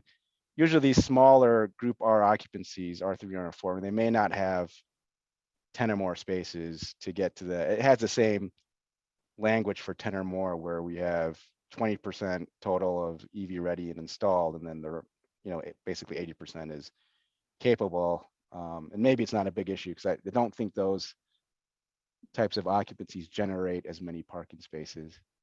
But if they had 10, they'd have to do, remainder of spaces would have to be EV capable. So I guess it doesn't really apply to this amendment since it's a separate item, but it just might not be in harmony, the two tables. And Alan, just for clarification, you're talking about the current Denver amendments. Correct, for in the residential referencing. section for group R3 and R4. Okay, and so you're saying that table doesn't jive with this table, right? And potentially could be an issue. maybe not. I mean, you may get people complain why it's more strict in the residential code and versus commercial, but anyway, I only have one more, and it has to do with the existing sections C405 10.1 and .2 that have requirements for location of spaces. So what you're striking out, and I didn't see a comparable section in the proposed amendment. And I don't know if this was discussed at national level, and whether it's an issue in the proposed amendment. So it's the 50% or 70% of required EV spaces shall be amongst the 50% of parking spaces located closest to the occupant entrance. I think, I mean, just from my perspective, Alan, I think that again is kind of going against the grain of trying to provide the maximum amount of flexibility when you're putting the EVs you install, the charging stations. It just didn't seem to, trying to give whoever's building the site the flexibility to put them wherever it kind of makes the most sense, from a cost perspective. So if they're, often, electrical service and panel rooms might not be right next to the, entrance or the, entrance of the building. So it's like, I think that as long as we get those spaces in there, I'm less concerned about where exactly they go. Then, and at the national conversation, one of the things that really came up was the difference between visitor and workforce parking. And the code doesn't distinguish between the two. So there's not a clear distinction, but building owners often really distinguish between the two. And oftentimes workforce parking is the farthest parking away, depending on the occupancy. And workforce parking is some of the most useful parking to have to provide EV charging in, particularly this kind of level 2 EV charging. So if you have location requirements for your EV spaces, you could inadvertently prevent a building owner from providing that EV charging for workforce charging, which is some of the most useful charging. So, in addition to just that, ensuring that it's flexible, we also don't want to inadvertently preclude one of the best uses of EV charging in commercial buildings, or limit. Wouldn't preclude it, but it could have limited it. Okay, I'm just processing in my mind if there's a flaw now with the elimination of the accessible parking space and what the councilman's proposing for universal, because now I don't see anything in here that requires the universal vehicle charging station to be near an entrance, which is in conflict with what accessibility requires. I don't know if he was leaning on the requirement here to have spaces close to the entry. So maybe it doesn't matter because universal spaces aren't intended to be accessible, restricted to accessible users. I would worry about it a little bit of like, what if this, the building owner decides to put all of them away from the entry, and then those are the universal charging spaces, and there's a long path for an accessible user to the main entry. So the way that the ADA itself is written, if you provide an amenity for the general public, then you have to provide it in an accessible manner as well. So I think the easiest way to think about EV charging is that all of these percentages also apply to the accessible spaces. So if it says 10% of your parking spaces have to be EVSE, that means that 10% of your accessible parking spaces have to be EVSE as well to meet the requirements of the ADA. And I've not looked at Denver's parking requirements specifically, but most jurisdictions then have enacted language that effectively codify that. It's one of the reasons that the accessibility requirements have been increasingly removed from EV charging infrastructure requirements out there, is that there's the general feeling that the ADA and the parking requirements generally already cover this, and generally cover it better than some EV person trying to write it into the EV section, which just introduces the opportunity for conflicts between the two. And so by not putting it in here, then it just relies on the standing accessibility requirements to distribute some of these EV spaces to the accessible spaces in the parking lot.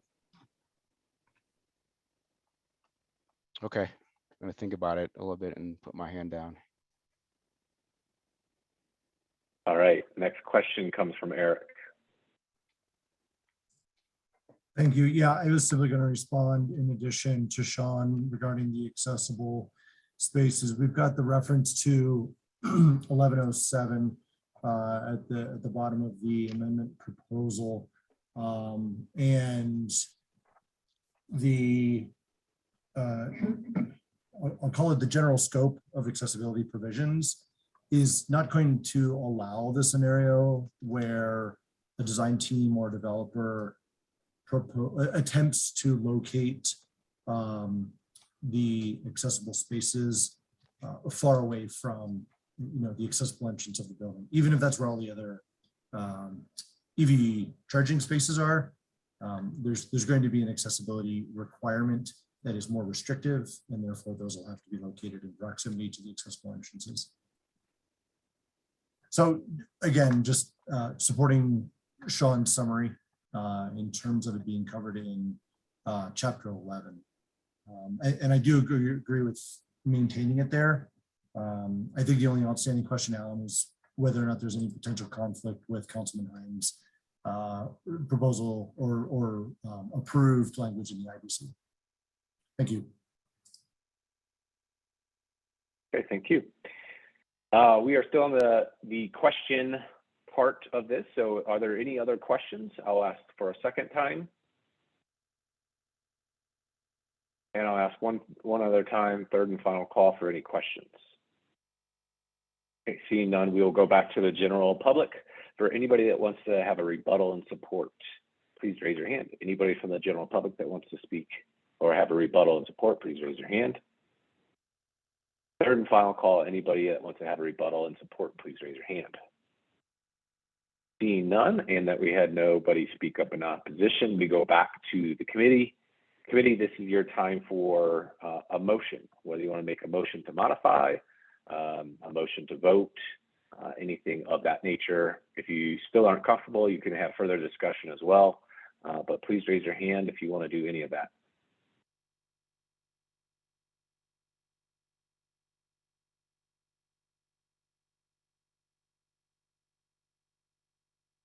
Okay, let me ask another way. Does anybody feel uncomfortable with this? Does anybody feel comfortable with this? Is there anything that you feel might hinder you from voting one way or the other?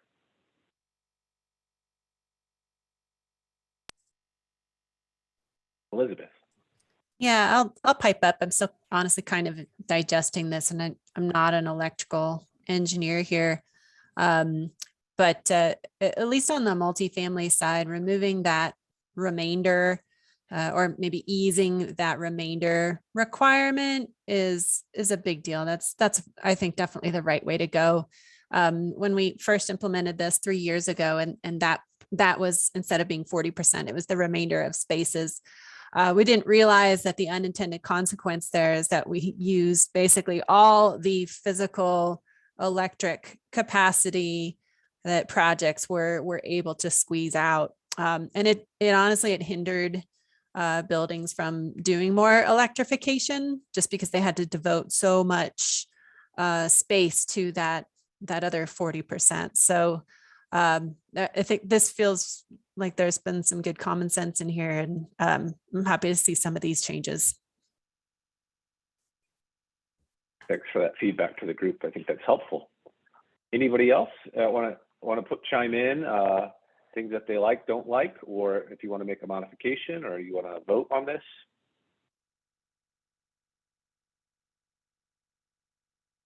Courtney.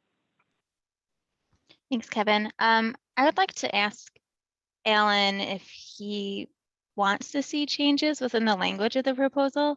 I appreciated all your comments. I'm not sure I followed exactly where we should make modifications, so I would maybe pass it to you if there's items you see that we need to do. Yeah, so I'm struggling a bit with, okay, there's the reference to that Eric pointed out to 1107, which is good at the bottom, right? But so what happens is the accordance with section 1107, the crux of the councilman's proposal was to actually remove accessible from that section and replace it with universal vehicle charging stations, which aren't technically accessible. And the spirit of his amendment was to create, spaces that were available to all. And the comparison be like if you go into a multi-user toilet room and you have an accessible stall, it's available to all. And so if there isn't a requirement for some spots to be located near the entry based on our old amendments, and we're not calling these per the amendment accessible spaces, are in danger of locating these spaces, as considerable distance from the entry, even though they're not technically accessible spaces anymore, but they will be used by people with disabilities. I guess that's my concern. I don't really know how to fix it in this amendment. Alan, as part of the conversation, I'm curious, in the proposal that passed in the IBC, the term universal vehicle charging station is used, and I'm concerned about discontinuity between that term, what is actually intended in the IBC 1107.2 modification, and the language that we're seeing here in the IECC being, congruent with respect to, well, quite frankly, I'm confused by it. So I'm wondering if you can offer any insight for the universal vehicle charging station, maybe the intent of that. I mean, it's italicized in the proposal, but I don't see a definition. There is a definition proposed. It's the first part of the proposal, and it refers to parking spaces provided for. So it's not in this proposal, and it's in the IBC proposal that was approved, and it basically says parking spaces provided for italicized electric vehicle charging stations, and that was part of my first initial question back to Mike and Sean, and it sounded like there was an understanding that and an EVSE installed space was essentially the same. And so I think it ties back into the IECC. I'm just worried about the accessibility. Now, when I'm reading that definition, I think there's a path back because it says and complies with Chapter 11. And Chapter 11 has requirements for accessible parking. So maybe there's a tie-in where we could get these types of spaces required to be closer to the entry.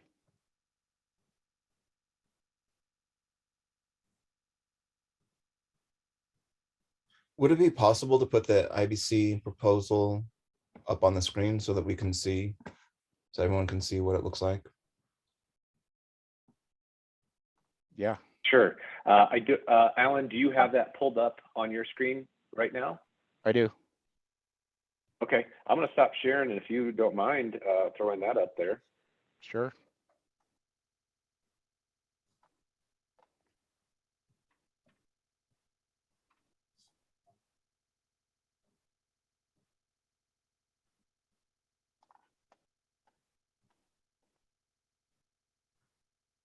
I think it's on screen. Can someone let me know?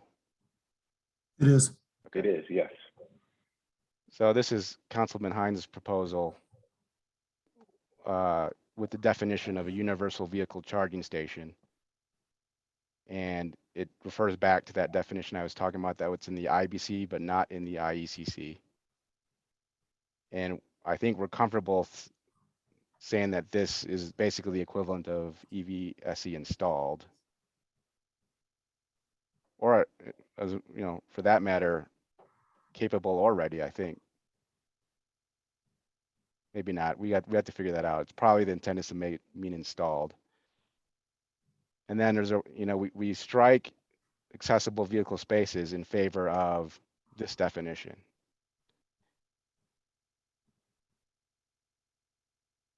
And so I guess this line in here may be what gets us back to requiring these types of spaces to be located near the entrance of a building. That's correct. Okay. I think we really just need reconciliation between the universal vehicle charging station definition and the electrical vehicle charging station term used here in the IBC as compared to its equivalent in the IECC proposal that we're considering. If the committee is agreeable to it, we could simply look at that as part of I would just say cleanup, and I would think propose to edit the IBC language if necessary to correlate with that in the IECC, since that is the intent. If necessary, we could check back with Councilman Hines on that, but I tend to agree with your earlier statement, Alan, that this is likely EV installed space. I think that makes sense. So my 2 cents for what it's worth. For part of that conversation, I just highlight that the section that got struck in the IBC is the section of that is intended to implement the requirements of ADA. And so the section that is replacing it doesn't implement the requirements of ADA. So that means that the ADA requirements are federal law, so they are requirements. But with that IBC proposal, those are no longer implemented in code, which could cause some issues for ADA compliance for projects who are accustomed to the code telling them how to comply with ADA.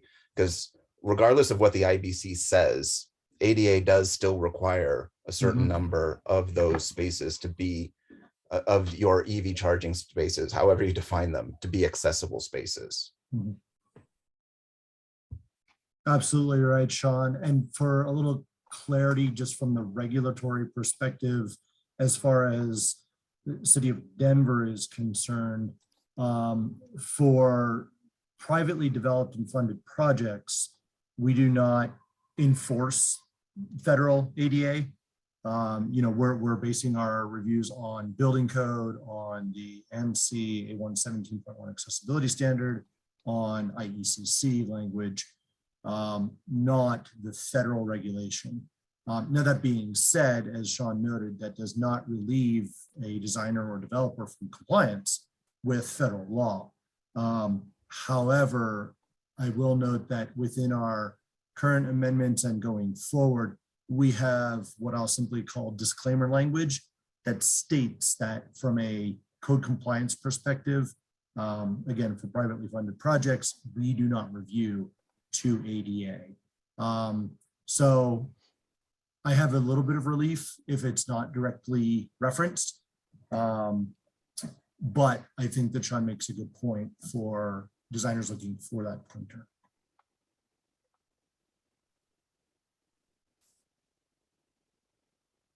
Okay. Courtney and Alan, I know Courtney had asked Alan if there was anything else that he had concerns a bit with, or any other sections that Alan might have an idea on what to change or modify to kind of alleviate some of his questions. So I'll go back to you, Alan. If there's any other sections, I don't want to cut you short. If there are any other sections that you want or potentially would like to see changed or modified? No, I don't think I need anything changed. I think I'm comfortable with the path of compliance in the councilman's amendment. And so, yeah, I don't need to change anything in terms of language in the amendment. Okay, great. So that was kind of the remaining outline items of discussion there. Any other discussion, or does anybody want to make a motion?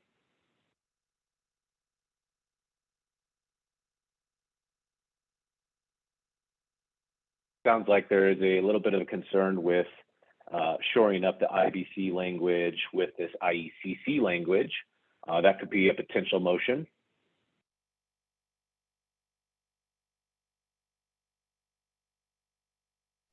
Eric, go ahead. Thank you, Mr. Moderator. Yeah, just from the general perspective of ensuring consistency between that language, which is already approved in the IBC that we were looking at just a moment ago, and the proposal that's on the screen now. I don't have a specific proposal or amendment other than to ask that when the committee votes on this, assuming we vote for approval, we do so with the consideration that if there are modifications to the definition in the IBC language, that we go ahead and make those, even though that's a separate committee and a separate code. We would need to reconcile those in order to provide clarity for the user. So really just a statement from that perspective. Otherwise, generally, I'll say that I'm in support of this. I really appreciate, as Sean noted, the substantial amount of time that went into this behind the scenes, including Mike's work and that of many other folks who I won't list off the names. Thanks, Eric. Yeah, I think there's quite a bit of work that went into this. All right, so go ahead, Eric.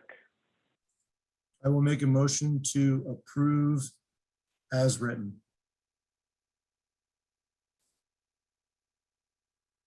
Is there a second? Alex? I'll second that. Great. Before I call a vote, is there any final discussion anybody wants to have?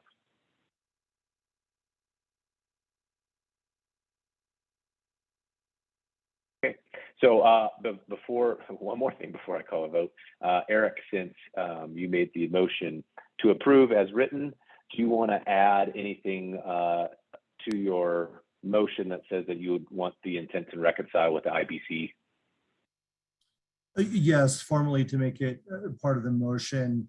Again, just asking the committee to approve the motion with any minor modifications that do not change the intent or applicability of either this amendment or the IBC amendment, but simply to provide coordination between the two codes.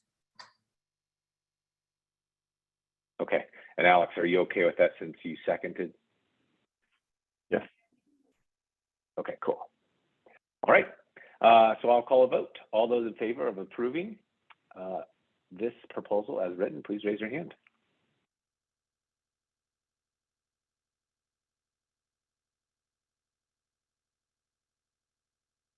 And I see 11 hands are up, so go ahead and lower your hands.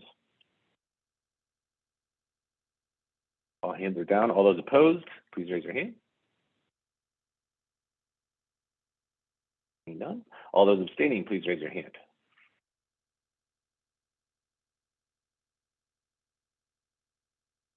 Okay, you can go ahead and lower your hands. This proposal is approved. It's been approved as written. Thank you. Moving on to our final one of the day, item 65.1, residential EV. Mike and Sean, you want to take it away while I pull it up to the screen? Sure, thanks, Kevin. Not a lot to add on this one. I think, again, really the intent here was to align definitions. There's not a substantive change to the language itself, but it's just more trying to bring it in alignment with the national proposal and all that stuff that Sean spoke to earlier. So that's really kind of what is going on in this amendment. Sean, I'm happy if you want to fill in any more details about how this is changing or adapting anything. I think that covers it. The only other thing that I would note is that the addition of the tables R405.2 and R406.2, just to ensure that it is clear that these are mandatory requirements for all the compliance paths. And, you know, just because you're modeling or doing ERI doesn't mean that you get out of them.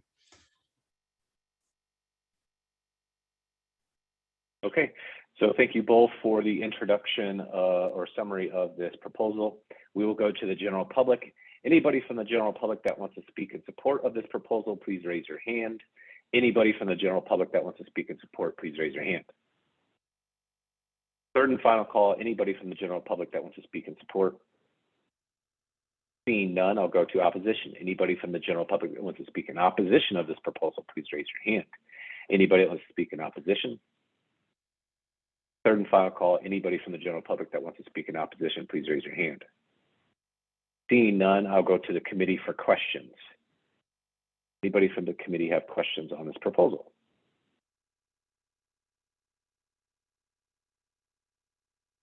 All right, you guys are going to make this easy, huh? At least the question period. Final call for questions. Seeing none, we had nobody speak in support or opposition from the general public, so there won't be an opportunity for rebuttals. So now formality goes to anybody from the committee that wants to make a motion. And the motion could be to modify, the motion could be any of the above. Eric. Yeah, my apologies for not being quick enough on the question aspect. I do need to jump in for just a minute with respect to the term lot that is used in the language, and perhaps Mr. Walton could speak to this.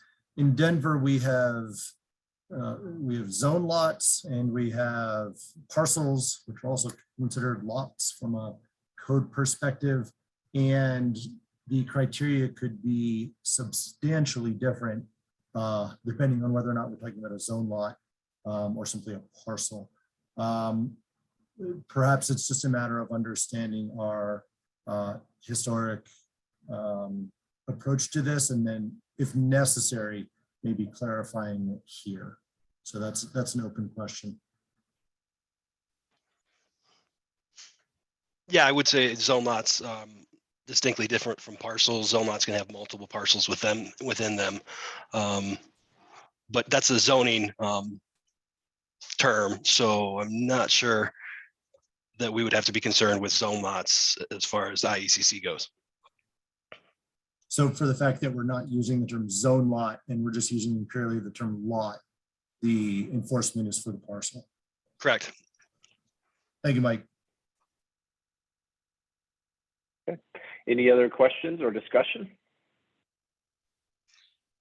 I do have a quick question on the tables down at the bottom. It looks like there's calling out R4033. I think it's supposed to be R4043, but that's just small maintenance things probably. Okay, we can make a note of that to check that, but I don't think we don't need a vote on changing those numbers. We'll just make a note for clerical items on that one. Thank you. Any other discussion? Anybody want to make a motion?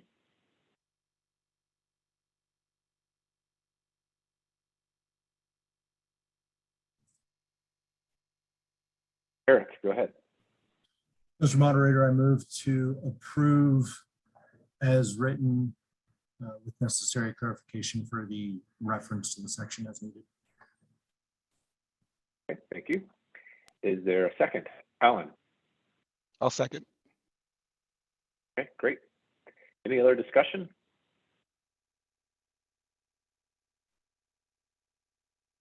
I'll ask one more time. Is there any other discussion on this proposal? There currently is a motion to approve as written with just some clerical items on the tables. And there is a second. I will call a vote. All those in favor of approving, please raise your hand.